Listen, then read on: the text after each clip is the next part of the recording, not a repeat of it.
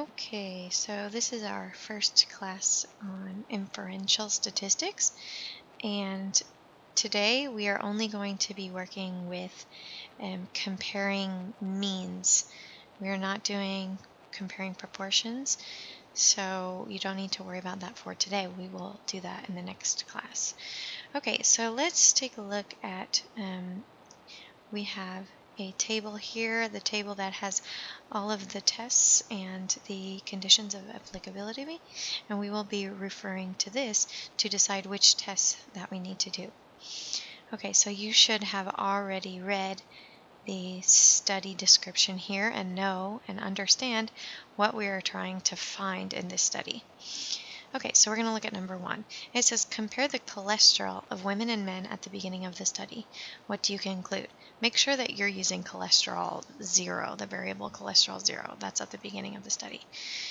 Okay, so we have one qualitative variable, which is sex, and it has 2 categories, and we have one quantitative variable, which is cholesterol. And if you go back to the table, we are here. These samples are independent because the women and men, the 2 categories of sex, are not related to each other in any way. Okay, so that puts us here because we have 2 samples. Sex has 2 categories. Now that means that we need to check cholesterol for normality in both sexes. So what we're going to do is we're going to go to SPSS, and we are going to go to Analyze, Descriptive Statistics, Explore.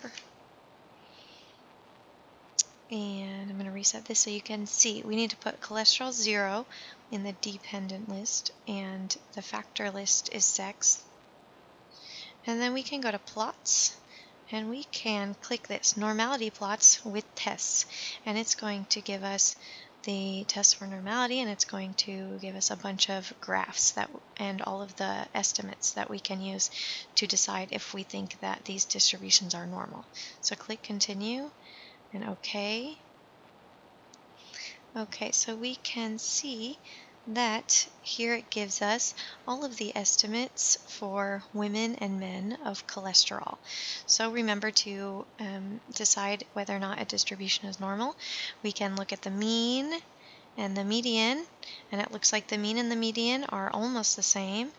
We can look at the skewness. The skewness is almost 0, so that's good, and the kurtosis, which is also almost 0. Okay, so by looking at least these in men and women, looks to me to be pretty normal.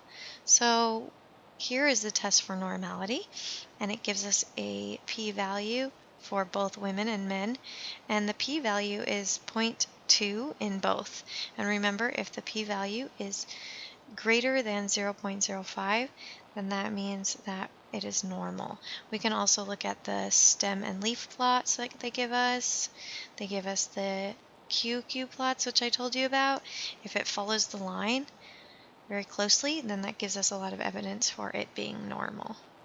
It also gives us box plots. So we can look at all of these and we can decide that the distributions are normal in both men and women. So that means that we are here. Oh, I forgot to add that. Remember that if our sample size is bigger than 50, then we will take the Kolmogorov-Smirnov test. But if it's less than 50, we'll take the Shapiro-Wilks test.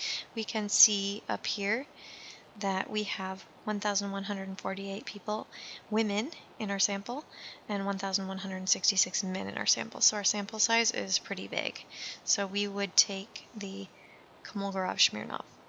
So go back there. We can see here that since the p-value is greater than 0.05, we assume that the variable cholesterol is normal in women and men. Remember, you must also analyze graphs and estimates. Okay.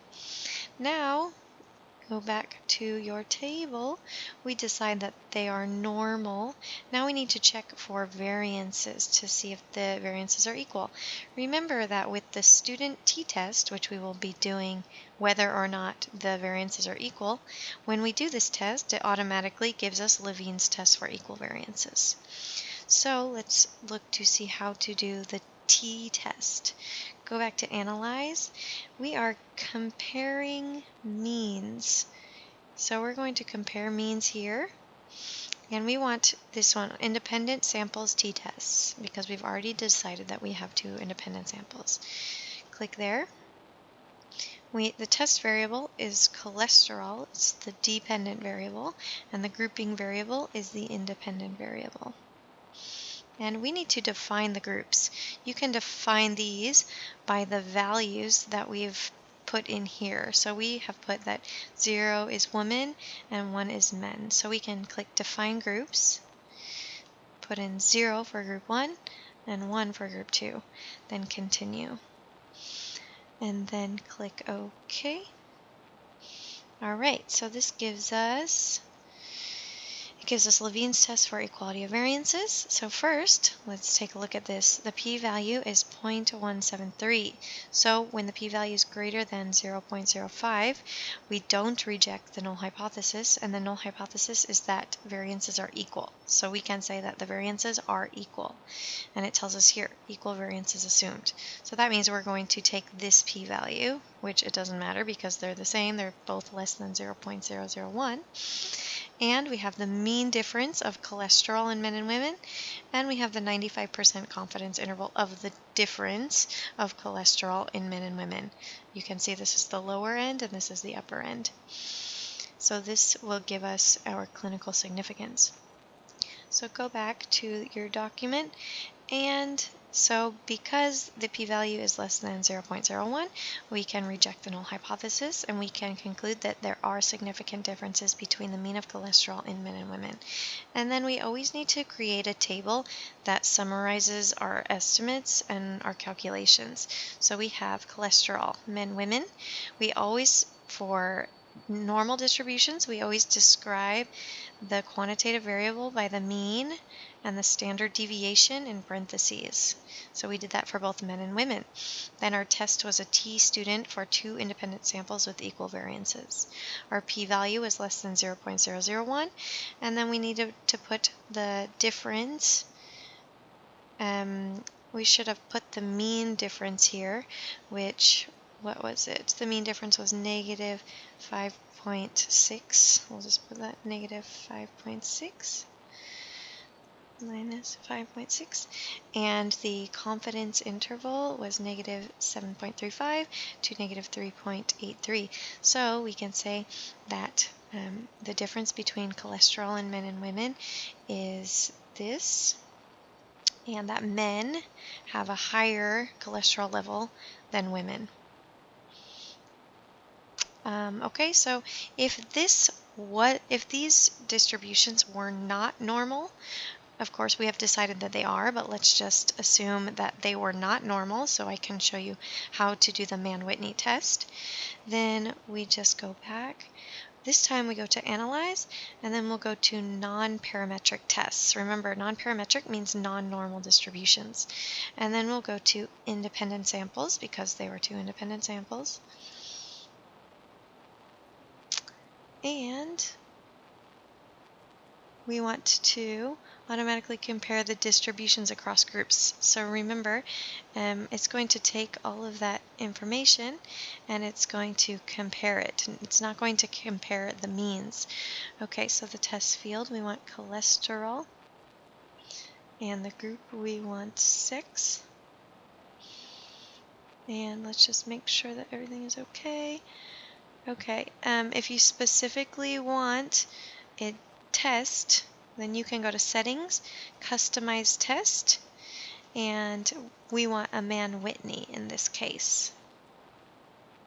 So you would go to Run, and it would give us our p-value.